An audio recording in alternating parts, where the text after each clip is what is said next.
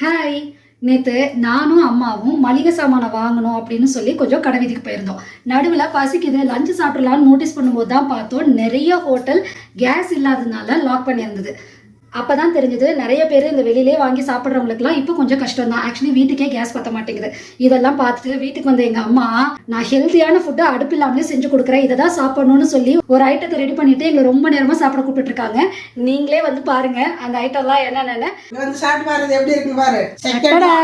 இதுக்கு வந்து அடுப்பெல்லாம் தேவையில்லை, தயிர் இருந்தா போதுங்க. பாருங்க தயிர் சாதம் ரெடி. அப்புறம் நல்ல பொரியலோட சாப்பிட்றதுக்கு எல்லா காய்கறியும் பச்சையாவே வெட்டி வச்சிருக்காங்க.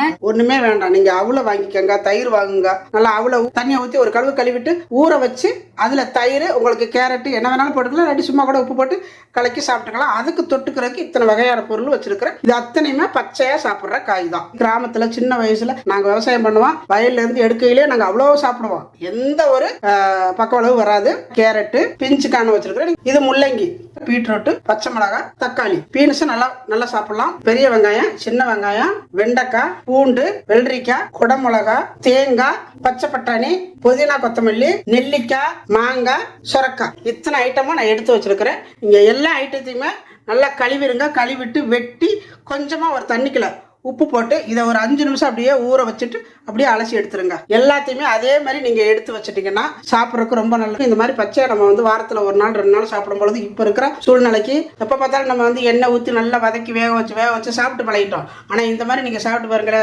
சர்க்கரை பிரஷர் எல்லாமே காணாம போயிடும். உடம்பு குறைக்கிறவங்களுக்கு ரொம்ப நல்ல ஒரு சாப்பாடு இது. தயிர் சாதத்தை கொஞ்சமா எடுத்துட்டு சாப்பிட்டு ஒவ்வொன்றுலேயும் ஒவ்வொன்று எடுத்து கடிங்க, அவ்வளோ நல்லா இருக்கும். முள்ளங்கி இது எத்தனை பேர் சாப்பிட்டுருக்குறீங்க அப்படிங்கிறத கண்டிப்பாக கமெண்ட்டில் சொல்லுங்கள். செமையாக இருக்குங்க, இனிப்பாக இருக்குது. பீட்ரூட்டு அவ்வளோ நல்லா இருக்குது. இந்த தயிர் சாதம் அப்படியே அள்ளிக்கிட்டு நிற்குதுங்க.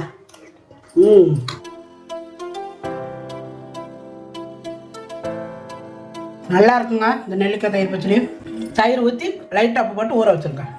இந்த வீடியோ பார்த்துட்டு எப்படி இருக்குதுங்கிறத கமெண்ட்டில் சொல்லுங்கள்.